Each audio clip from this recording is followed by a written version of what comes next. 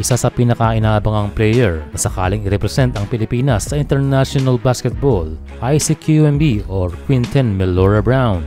Matagal-tagal na rin nang matapos ang UAAP at inaabangan pa rin ang balita kung siya nga ba ay eligible na maglaro sa FIBA. Pero siyempre hindi naman lagi may laro sa mga FIBA competitions dahil ang bawat player ay naglalaro professionally.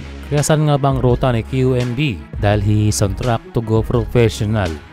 3 months ago ayon kay Mellora-Brown na siya ay open na maglaro kahit saan.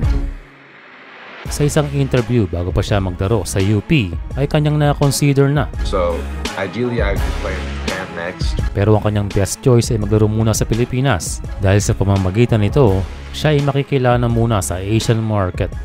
Ayon kay QMB ay magandang experience na nakilala niya ang Philippine basketball at the same time ay nakilala niya rin ang kanyang mga kamag-anak dito at makita ang kultura ng Pilipinas.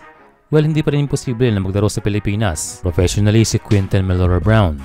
Pero katulad ng kanyang mga kasabayan ay sadya talaga na Japan ang best deal ngayon sa paglalaro ng professional.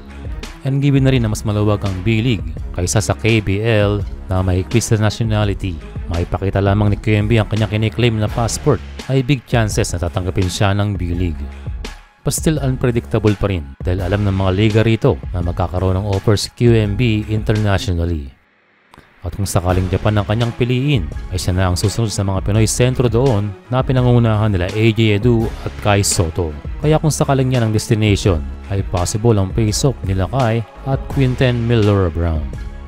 Noong college pa lang ay hawak na si QMB ng sports agency na Big Management or Basketball International Group.